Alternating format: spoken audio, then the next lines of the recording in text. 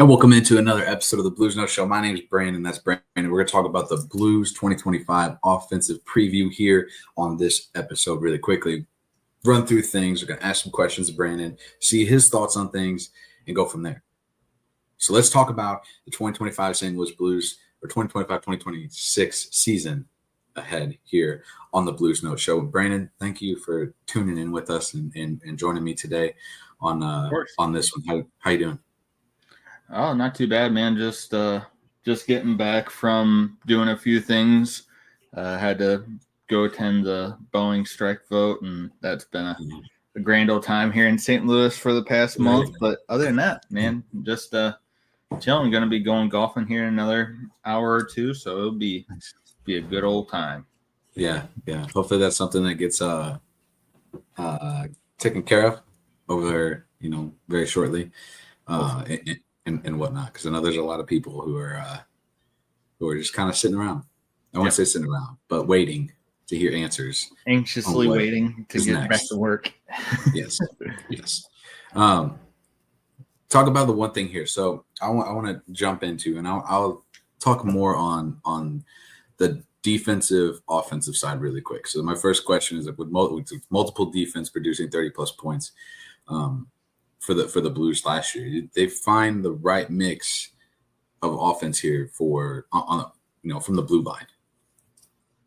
Because if you're looking at stats and stuff, you got I wouldn't say you had Suter, but Cam Fowler had 36 points by the end of the season. Justin Falk had 32, Colton Parayko 36, and Philip Broberg's right there at 29.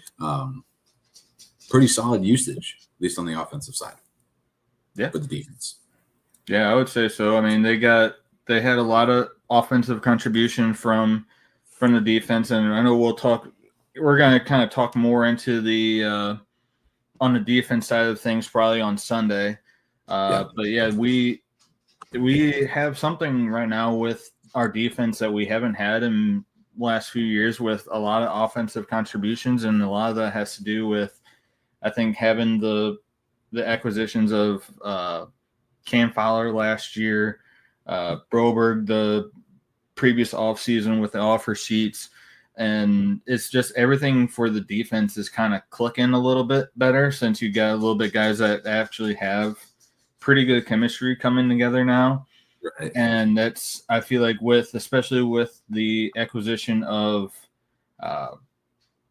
Mailoux this previous offseason,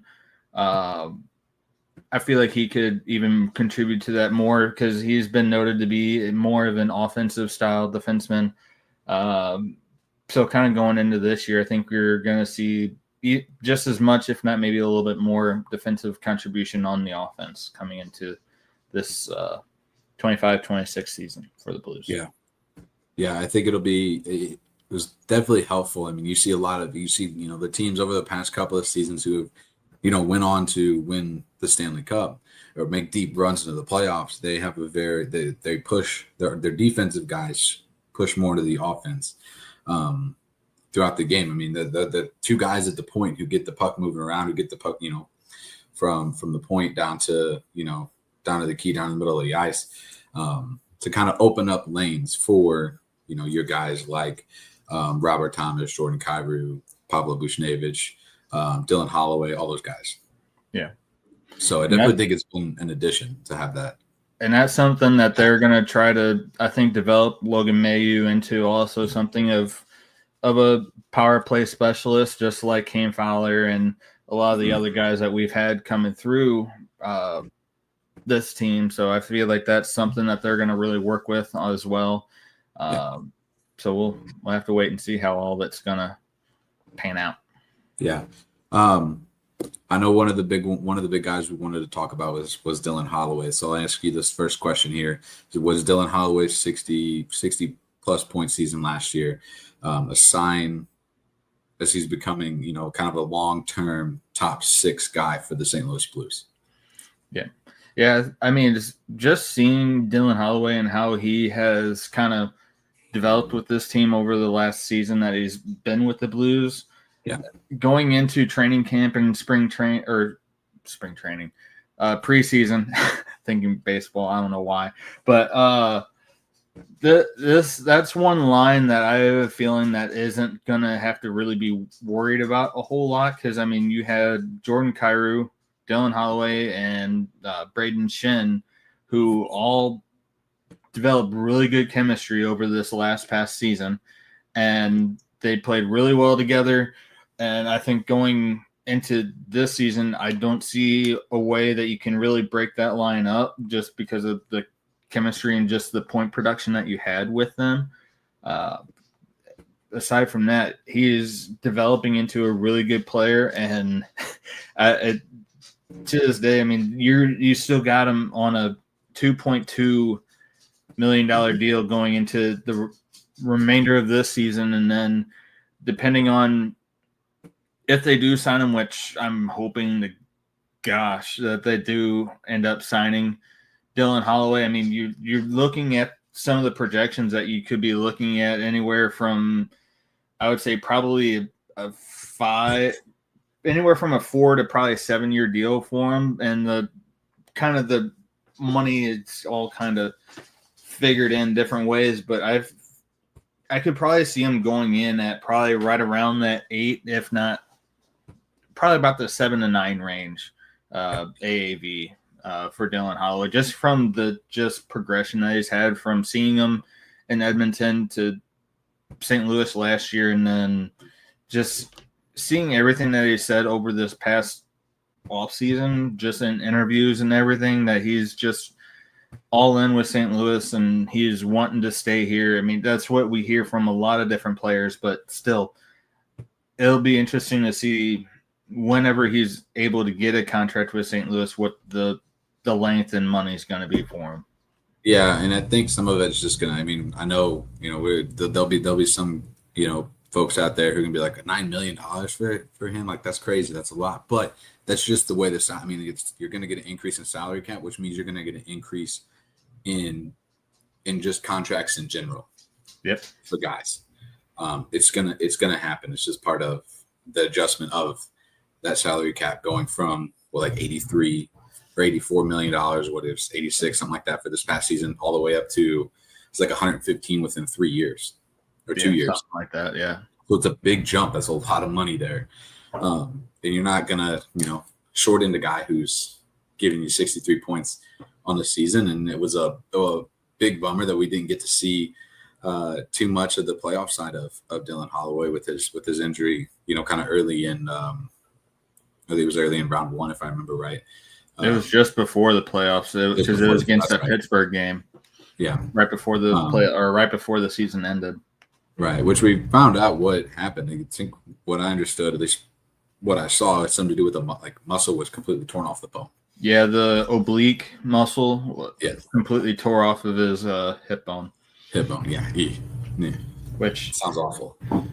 Yeah, I mean, after they kind of explained it and everything, it seemed like a very kind of obviously something that you don't want to just rush. If you want to get back to 100%, that was something that was going to have to fully heal before he was even going to be touching the ice again. Yeah. And just to hear from whenever he was on the Cam and Strick show that it wasn't until maybe 3 months ago whenever he was back to full health, per se, that it was just like, wow, that was a significant injury that a lot of us all thought was maybe more minor than what it actually turned out to be. And that for him to say that he could have been back potentially by the time that we got to the conference final, if it later in that round or the Stanley Cup final, that would have been, I think, huge for the team. But just like you said a little bit ago, that having a guy like Holloway in against Winnipeg could have potentially changed the entire outcome of that first round for St. Louis. Absolutely. I don't think there's no question in my mind that I think the Blues would have advanced if they would have been just a tad bit healthier going into that first round matchup against Winnipeg. So yeah, I no doubt in my mind that would happen. How big big of a step forward is kind of stick on the offensive side of things here. Did Jake Neighbours take as kind of a I didn't say top 6 guy this past offseason, maybe top 9. I would say he's done big strides. I would say he's a guy that obviously he's very knowledgeable. His hockey sense and his hockey IQ are very good. This guy, he's a player that a lot of analysts and everything think to him as one of the up and coming core guys with this team. He potentially could be one of the next captains for this team. I feel like he's a very good, well-rounded player that can play on either side of the wing. And just the amount of development that he has done over the last couple of years since he's started playing for the Blues has been just – he's gone up every year in points, if I remember correctly. I don't have all the points in front of me. But he's gotten better each and every year that he's played with this team. And just to see that with how the lines are stacking up as of right now, that they potentially have a guy like Jake Neighbours starting on the third line with Puss Suter and Nick Junkstad, that's crazy to think about, that we have a guy like that that's going to be playing in the third line for this team. But I mean, you're looking at the team and how it's structured right now. I mean, you could almost see, I think you could see Neighbours maybe jump up to that first line role if you see Snuggerrud kind of not really going the way, that direction that everybody's thinking that is going to go with him. I'm not saying that he's going to do bad off the start. I'm just saying that you never know how things are going to really go for players, especially with Snuggerrud just coming into the league last year for a few games. I hope he does very well, but if something happens and he's not playing up to the caliber that I think that the team is wanting of him, I think you could easily see Jimmy Snuggerrud and Jake Neighbours swapping spots and him getting into that top spot. Yeah, because I know all the prediction, the lineup predictions and stuff, which I know we've talked about, in our chat a couple times. They have Snuggerrud as on the top line with Thomas and Buchnevich. Am I thinking of Buchnevich? Is it Buch? Is that who it was? Okay. Yeah. So you'd have Buch, Thomas, and Snuggerrud on that top line. I mean, it's a pretty solid first line. Oh, it is, and that's something that I feel like you can't really mix up the first two lines. I feel like to start the season. I mean, just to see the production that Snuggerrud had for those, I think, 4 or 5 games in the regular season and then in the postseason as well. I feel like you got to give him kind of that shot at seeing how well he can do in that role. But I mean, yeah, that's something that if, like we've talked about with Puss Suter and Brayden Schenn, if things kind of flip flop and things aren't going that great for Brayden Schenn, you could almost see Puss Suter just flip right into that role for a second line center. And I feel like the same can kind of be said for Jake Neighbours if something were to not go all the way right for Jimmy Snuggerrud on that top line. Yeah, and I think you just have to, kind of look at the way the lines are set up there. I mean, you don't have, there's no Radek Voska coming back. Zach Bolduc is in Montreal now in that Logan Mailoux trade back in, what was it, April, May, or June, like that. Somewhere around that time. Did re-sign Nathan Walker, big fourth line guy who's been pretty productive physically and for a fourth line guy, 73 games, 8 goals, 8 assists, 16 points. You can't ask for much more.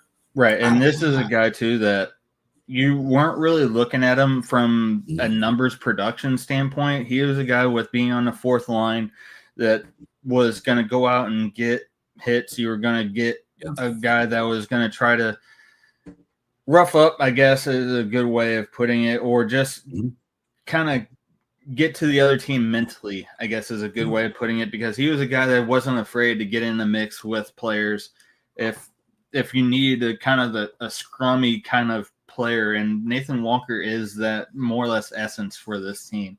And to see him get a 2-year deal for 1.7 total, that's, I mean, you're getting exactly what you're getting out of Nathan Walker, and he's not going to sugarcoat things. He's going to go out and give his 100% of his ability almost every night.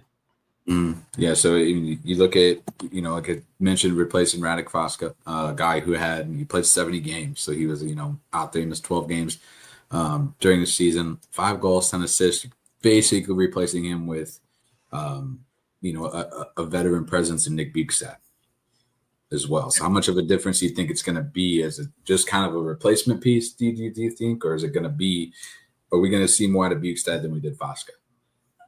I don't really know how to really answer that question at the best of my knowledge, because I mean, Radek Foxa, and a lot of people may not know this, did a lot for that team.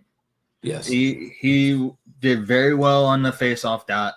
He was very good at knowing like the rate of the play was going on the ice, and he had a very good sense of which direction to go. He was a very good two-way player as well. And that's something that, I mean, I've seen Bjugstad play numerous times, and he was kind of that same type of player that you didn't really see like the production numbers from him, kind of the same as what you saw from Radek Foxa. But one thing that I am not 100% sure of is if Nick Bjugstad has like the hockey sense or the hockey IQ to the level of what Radek Foxa did. And just from a line that, from what Puckpedia has shown and what the NHL.com has kind of put out for the different lines, it almost looked like they had Bjugstad on the third line with Suter and Neighbours, and then you saw Oscar Sundqvist centering that fourth line, which I don't know if I 100% agree with, only because I feel like Bjugstad would probably be a better role for that, and having Oscar Sundqvist as more of like your utility guy. But I understand you're paying Oscar Sundqvist $1.5 million and you're paying Bjugstad $1.75. So having him on a little bit higher line than Oscar Sundqvist, I could potentially see, but I thought that's what they originally were signing Bjugstad for, was having him more or less as like that fourth line center position. And everything that how they have everything going right now, and it could be all jumbled up. Obviously, these are just projections of or predicting of what the lines are going to be like, because with everybody that they're coming into training camp with, and even preseason with on the offensive side of things, is unreal. I mean, you had Milan Lucic coming in on a PTO. You signed Carbonneau to an entry-level deal. You have I'm going to butcher his name, but that Suiviev, he's another winger that they signed to an entry-level deal. You're going to have Dvorsky probably being there at training camp. I mean, the layout of this team could be totally different after training camp and after preseason, to where some of the guys that may have locked in spots may not have locked in spots, especially with some of the UFAs and RFAs that the team is going to be coming into, that we're going to be talking about here in a little while. Yeah. I know it should be hard, because even you have guys even like Alexei Toropchenko, who 14 assists last year, 18 points. He's not necessarily a a huge goal scorer. Yep. But he gets a decent amount of points on the fourth line as well. So you can see a whole different. I mean, the third line is the whole third line basically from last year. Sorry, I didn't mean to jump from fourth line to third line, but the third line with Bolduc, Fasca, and I know it was Neighbours, but for a little while it was Brandon Saad was in there too. Yep. Kind of throughout the here and there throughout the season. That whole line's basically gone. All three of those guys are gone. And you add guys like, how much of a difference is it going to be losing Zach Bolduc and picking up Suter? Yeah, and do you think they just replace the points there? Personally, I think Suter is going to be more productive for the Blues than. I mean, Bolduc. Yeah, he for like the last month of the regular season for, I think it was Vancouver that he was with, but Pius Suter, he was doing very well for the team.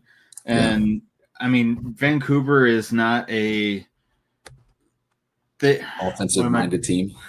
Yeah, I was gonna say they're not. I was gonna say didn't think of the wording, but they weren't a very well-rounded team. I mean, they had their guys, but a lot of the guys on Vancouver's squad, they're guys that are kind of like the middle ground production type players. Yes. You don't have very many, aside from maybe Quinn Hughes and a few other players that are in Vancouver. You don't really have like many superstar style players. And I mean, Pius Suter is with coming in, he could easily being on a line with Jake Neighbours, Nathan Walker, depending on if they put him there, Oscar Sundqvist if they put him there, or even if some of the guys that they have coming in on entry level deals, if you have a guy like Carbonneau coming in and playing on a third line wing rather than, Carbonneau is a winger, but if you have even Carbonneau coming in playing on a wing on the third or fourth line, Dvorsky, which they said they could potentially put him on a wing position if he does well through training camp and preseason, that he could potentially come in the team and play more of a winger position rather than a center position to just get that but the development at the NHL level, then we could potentially see that. And then to the point of the fourth line, like you said a little bit ago, Alexei Toropchenko had good production last year. Who's to say that Milan Lucic comes in, has a very good tryout, and you have him slotted in on a fourth line role and put him with Nathan Walker and either Bukestad or Sundqvist or whoever they decide to put as a center position. The outlook for guys like Alexei Toropchenko, Tetsier, Joseph, all these guys who are going to be UFAs this upcoming season, you could almost be looking at those guys and be like, sorry, you may or may not be looking at a job coming into the offseason next year, if not next season. Yeah. I'm kind of writing down just some jots on some lines, which, I mean, you're gonna at some point. I mean, I don't even know unless you're gonna put Dvorsky on the fourth line, or you put Dvorsky on the third line and rotate. There's a lot that you can. Yeah, I mean, just the outlook of the team and everything, and how they're having things slotted out, especially for this offense. I mean, I mean, we've said this in many years before that you hate to be in Armstrong and Steen's role trying to figure out who you're going to slot into different spots in this lineup, especially for the offense, because you're going to have a lot of guys wanting to come in and iron out those slots. And you only have maybe 6 that you know for sure that you're like definitely not changing up. That gives you, I would say, maybe 5.5, maybe. I mean, you have 7. If you less count than Suter, that you are like Suter, unsure of. Yeah. So, I mean, that alone is going to be, I feel like, with all the number of guys that they're having coming into training camp, is going to be a hard decision to decide who's going to get those last 4 or 5, maybe 6 slots to iron out the third and fourth line for this team. Yeah.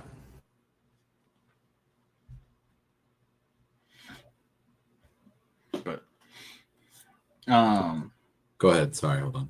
I know one other thing that we haven't really touched on much was training camp, which did start up this past week. Right. And they're having different times for different groups. I know they've been going yesterday. They're going again today. I didn't have the lineup, or I didn't have the times for whenever everything was kind of going, but I do have. They had different groups set up for Group A and Group B. And if anybody's wanting to go check them out, I know they're practicing or having training camp over at Centene Community Ice Center. So if you guys want to go check them out, they have different times up on the Blues app, ESPN, pretty much anywhere you want to go to check out where they're having their times. I think it's from like 10:30 onward. They're having different practice times for Group A and Group B. I gotcha. Okay, cool. Yeah. So you got day 2 action today. It's Friday, September 19th. You got 9:30 is Group B in the USA rink. 10 o'clock Group B NHL rink. 11:30 a.m. Group A. So it's just a little past that. And Group A at the USA rink, it's just started about 2 minutes ago. Okay, cool. So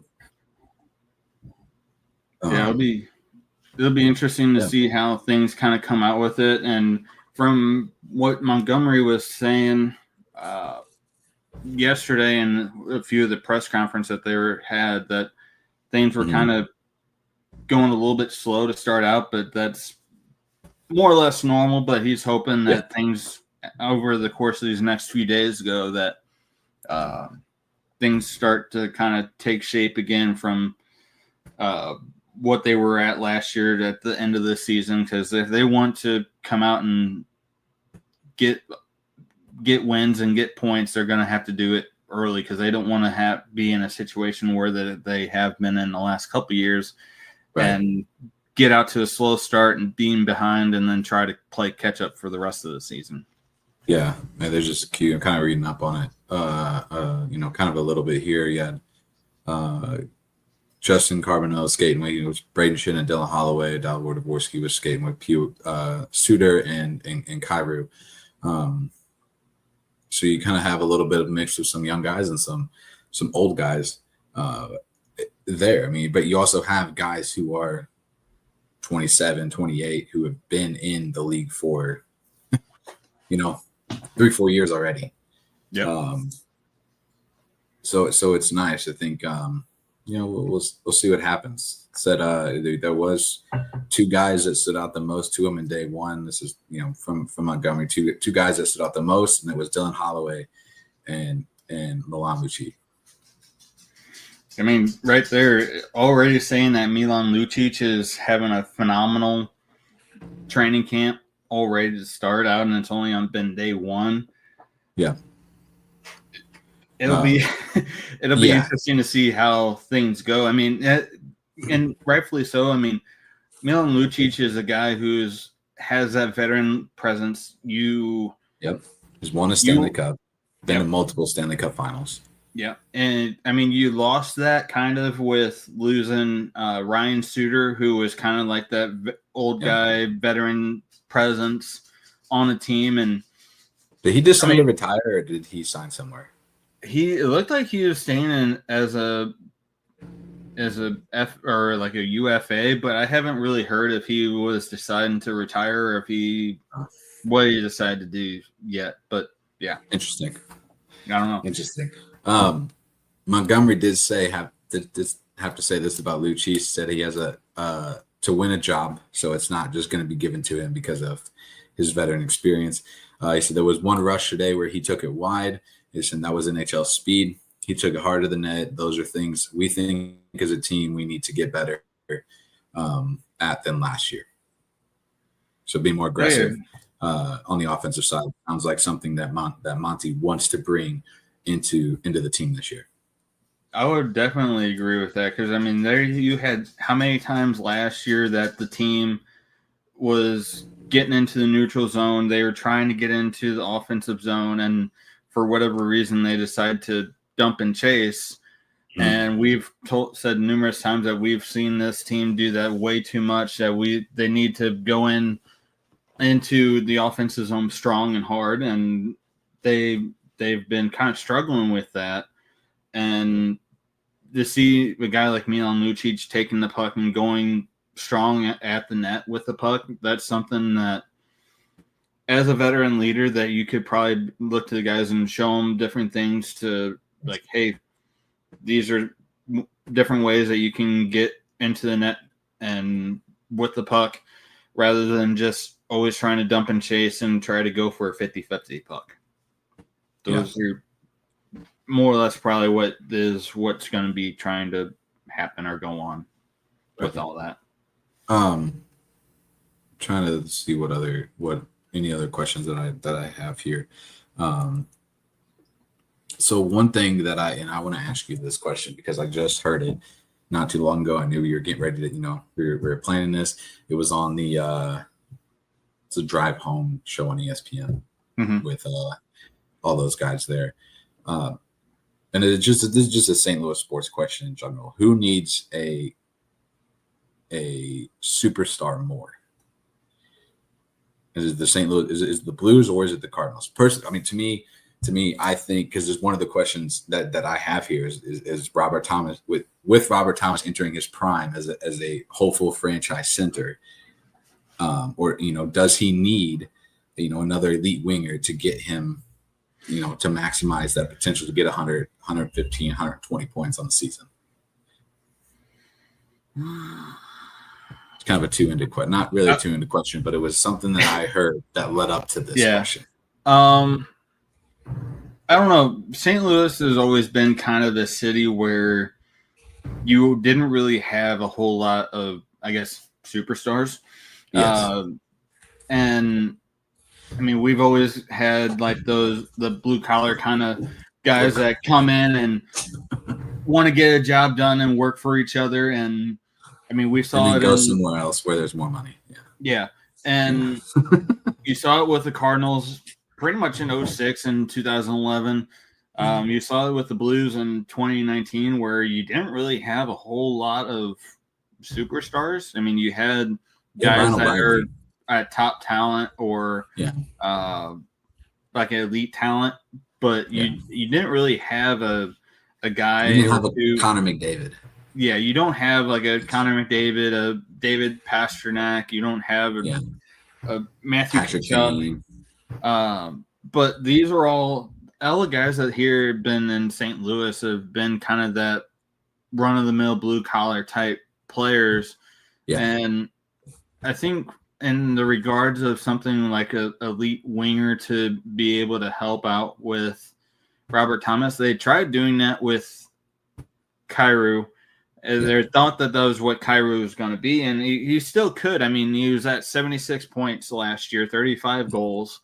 And I think if you have a season for Kyrou like you had last year and you just develop more into that, but obviously you've already found a good pair with Kyrou with Dylan Holloway since they've been doing so much in between practices, and it felt like that was a good connection that they were forming. So I don't really see you breaking that up.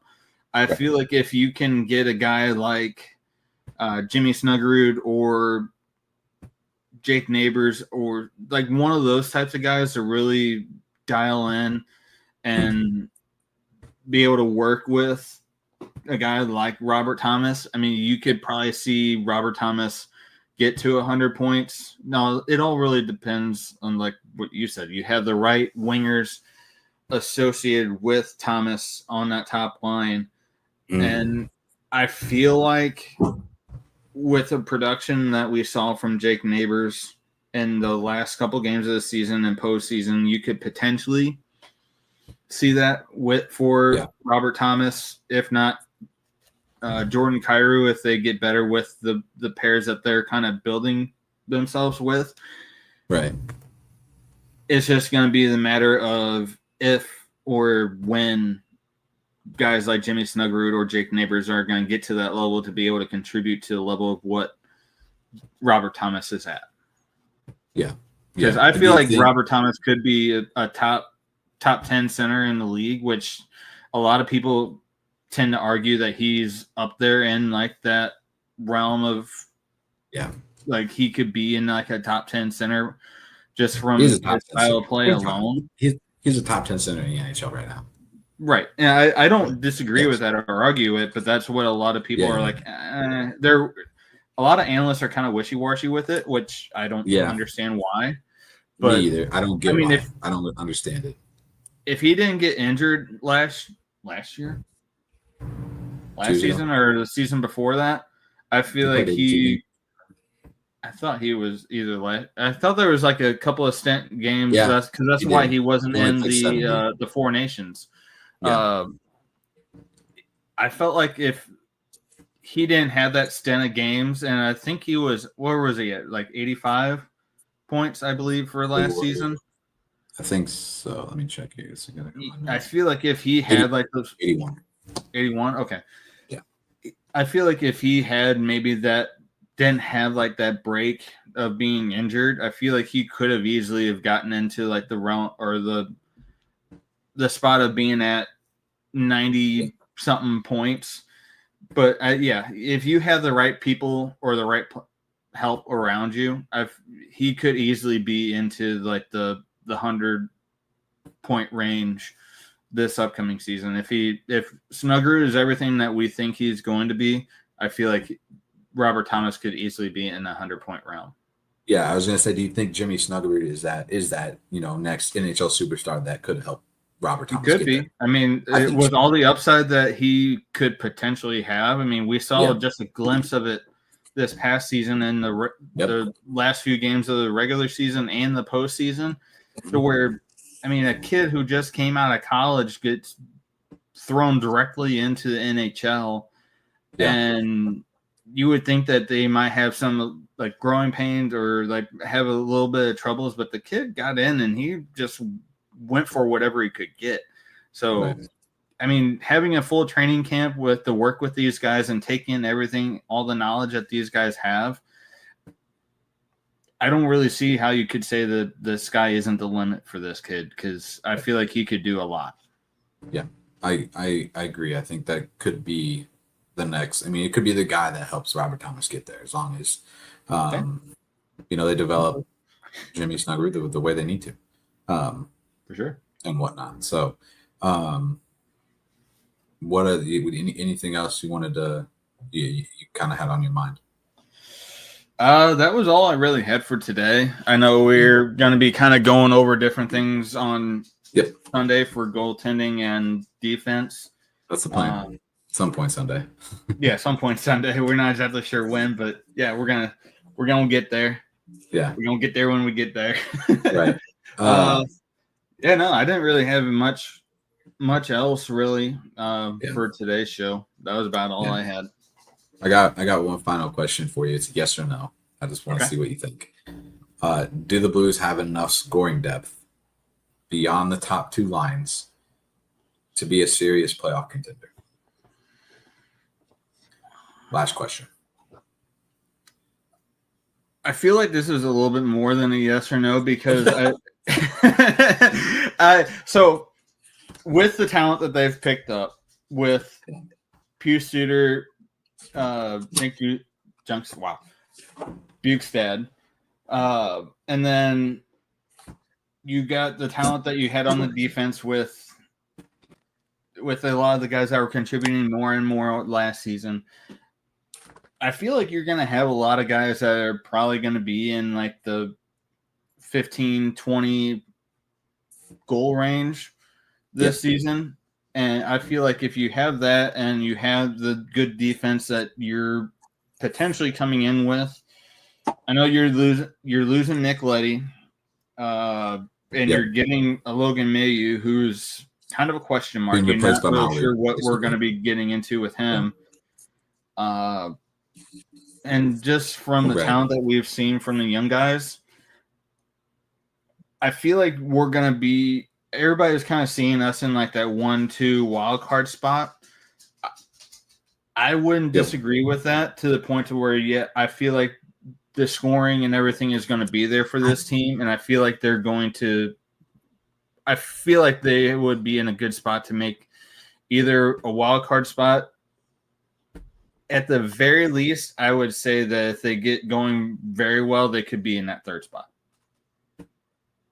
That's fair. I think they have the absolute 100% potential to win the Central Division this year. Now, win does win? I don't know Win if I would say. I don't know if I would say win the Central Division just with how strong it is. That's fair. Chicago has gotten better. Chicago's gotten better. Colorado's kind of. I feel like Colorado's kind of mellow. They're on that tipping point. Yeah, they're kind of at that mellow point. But you got teams like Dallas. I feel like Dallas is going to be the. I think Dallas is the favorite, of course. Yeah, Dallas is the favorite. Winnipeg, I feel like they're kind of losing their luster a little bit. Yeah. And I don't feel like they're going to be at the top this season. I feel like between those four teams with St. Louis, Colorado, Winnipeg, and Dallas. I hope I didn't say Dallas twice. I feel like between those four teams, I feel like you're going to kind of see the top four. Minnesota and Vancouver, I feel like are going to be kind of – Utah, you mean? Utah, sorry. Utah, I feel like could be a dark horse. But I said that last year, and I was fairly disappointed with their season. Yes, but I feel like they could be a dark horse a little bit. Yeah. I'm not gonna die on that horse, but I feel like they could. Yeah, I do truly think though, and I know we can talk about it closer to the season. Like once I know it's not that far away. Preseason starts in like a week and a half. Yeah, I think the 26th or 28th is whenever we have our first preseason game. I thought it was the 27th. It might be. I'm just kind of guessing. Yeah. I don't have the schedule up. I do, though, think if they figure out who's going to be where on the lines and whatnot, that they can win the Central Division. I'm not saying they'll win it handily, but I definitely think that it could possibly happen. I think they have enough. If they come out with a strong start, I feel like it would be theirs to lose. Yes, and they have a lot of. If I remember, I know we talked about the schedule a couple weeks ago. They have a lot of kind of like Eastern. I know they have a lot of Eastern Conference games at the beginning of the year, but they also have a lot of division games. I think. Oh, we did talk about this. I think it was like 26 of their first 30 games were against Central Division teams. I can't remember like the exact what it all was, but we had a lot of Central Division teams in like the first 30 games. Yes. Yeah. So I do think, though, I mean, I'm not going to lie. I do think, and I think they have enough depth. They could get enough depth, scoring depth, that they could make a huge push into the playoffs once they got there. So if you don't have anything else, we'll wrap this up. And sorry, I was wrong. Preseason starts tomorrow. Starts tomorrow? Yeah, against the Stars. At the Stars. There you go. You're going to see Blues hockey tomorrow. Because it goes 20th against the Stars, 21st at Blue Jackets, 27th at home. The 27th was the first home game. That's what we're thinking of. Yes. 27th was at here in St. Louis against the Blackhawks, and then the 30th against the Stars here, and then the 2nd and 4th against Ottawa and Chicago. That's right. Yeah. So you got it there. Blues preseason opener. It's tomorrow night in Dallas, or is it in Kansas City? It's in Dallas, right? Yeah, Dallas. In Dallas. With the home preseason opener on the 27th. So we were right in some aspect of the way. The first at-home game, preseason game, is here 27. on the 27th. Yes. We'll talk all about the Blues defensive side and the goaltending here, hopefully on Sunday, sometime Sunday. So be on the lookout for that episode to drop, and then we'll break down. And there's a dog in here now. It is a wiener dog. Of all animals, of all dogs that you could have pulled up, you pulled up the wiener dog. It works out. It works out. They're great dogs. Don't get me wrong. Don't get me wrong. They're great dogs. They're awesome. They can be mean though. They can be. Little ankle biters. Yeah. Yeah. So hopefully you'll see us again on Sunday, and then for the Blues defensive and goaltending breakdown here, and then hopefully closer to the actual start of the season, a division preview for your listening ears and eyes here on STL Sports. My name is Brayden. That's Brayden as well. And this has taken too long, so we'll see you next time. See ya.